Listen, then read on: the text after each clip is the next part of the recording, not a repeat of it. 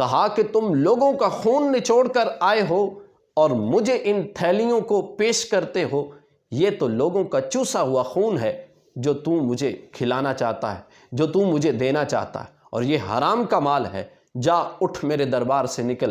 بسم اللہ الرحمن الرحیم۔ ربیع الثانی شریف کا مہینہ ہے اور یہ مہینہ حضرت شیخ عبدالقادر جیلانی کے نام سے منسوب ہے۔ ناظرین محترم، جہاں ہم لوگوں کو کرامات بتا کر ان سے داد وصول کرتے ہیں اور چند لمحوں کے لیے واہ واہ سبحان اللہ کے نعرے لگا کر لوگوں کے جذباتوں کے ساتھ کھیل کر ہم اپنی گفتگو کا اختتام کرتے ہیں، تو ہمیں اسی جگہ پر، اسی مقام پر حضرت شیخ عبدالقادر جیلانی کی جو تعلیمات ہیں ان کے اوپر بھی عمل کرنے کی ضرورت ہے۔ وہ لوگ، وہ اللہ والے جنہوں نے اپنی ساری کی ساری زندگیاں اللہ اور اس کے رسول صلی اللہ علیہ وآلہ وسلم کے نام پر اور ان کی تعلیمات پر وقف کر دی۔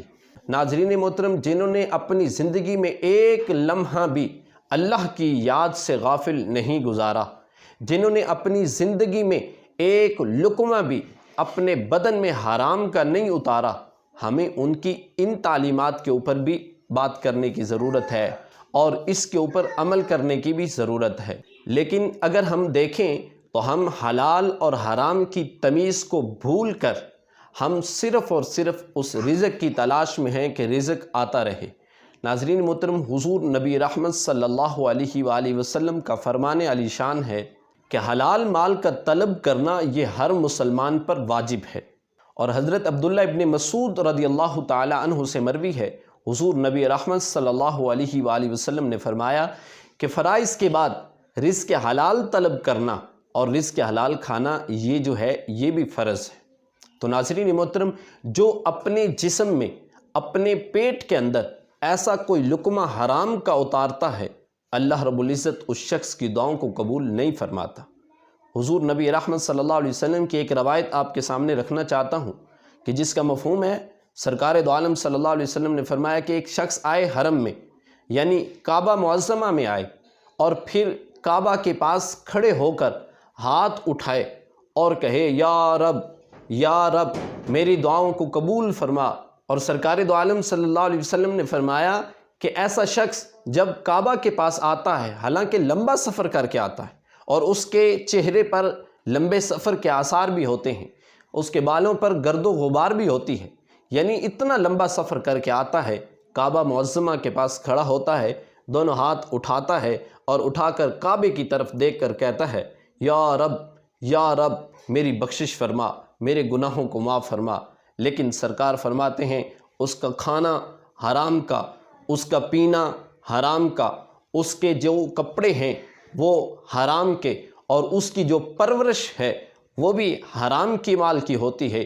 تو سرکار دو عالم صلی اللہ علیہ وسلم نے فرمایا اللہ رب العزت ایسے شخص کی دعاؤں کو قبول کرتا ہی نہیں، یعنی کھڑا بھی کعبہ کے پاس ہو لیکن پھر بھی اس کی دعاؤں کو قبول نہیں کیا جاتا۔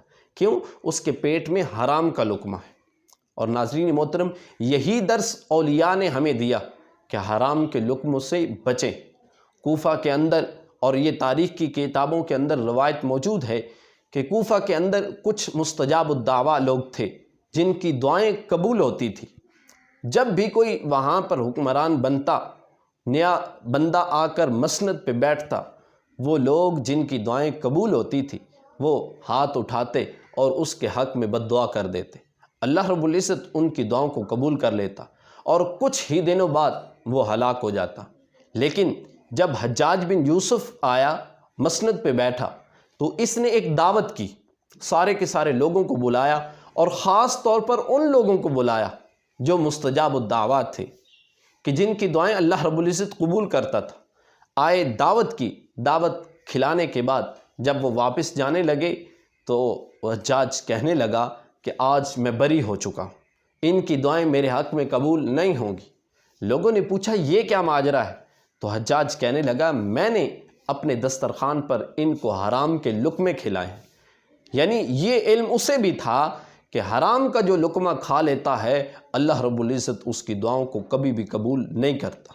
اور حضرات محترم، حضرت شیخ عبدالقادر جیلانی کے پاس وقت کا بادشاہ ابو المظفر یوسف آیا اور اپنے ساتھ 10 تھیلیاں جو ہیں سونے کی اشرفیوں کی بھری ہوئی لے کے آیا اور آ کر حضور کی خدمت میں حاضر کی۔ حضرت شیخ عبد القادر جیلانی سے کہنے لگا میرا یہ تحفہ قبول کرے۔ آپ نے کہا میں تمہارے تحفے کو قبول نہیں کرتا، مجھے ضرورت نہیں ہے۔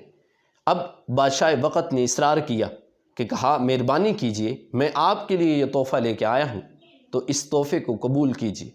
ناظرین محترم، حضرت شیخ عبد القادر جیلانی نے ان تھیلیوں میں سے ایک تھیلی کو اپنے دائیں ہاتھ میں پکڑا اور پھر دوسری تھیلی کو اپنے بائیں ہاتھ میں پکڑا اور دونوں تھیلیوں کو پکڑ کر حضرت شیخ عبد القادر جیلانی نے نچوڑا۔ نچوڑنے کی دیر تھی کہ ان میں سے خون ٹپکنے لگا۔ کہا کہ تم لوگوں کا خون نچوڑ کر آئے ہو اور مجھے ان تھیلیوں کو پیش کرتے ہو، یہ تو لوگوں کا چوسا ہوا خون ہے جو تم مجھے کھلانا چاہتا ہے، جو تم مجھے دینا چاہتا ہے، اور یہ حرام کا مال ہے۔ جا اٹھ میرے دربار سے نکل، مجھے یہ تیرا مال وصول کرنے کی ضرورت نہیں ہے۔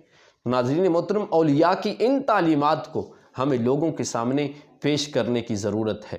اللہ رب العزت سے دعا کرنی چاہیے مالک کائنات ہمیں حلال کا لقمہ نصیب فرمائے، حرام کے لقمے سے بچنے کی توفیق عطا فرمائے۔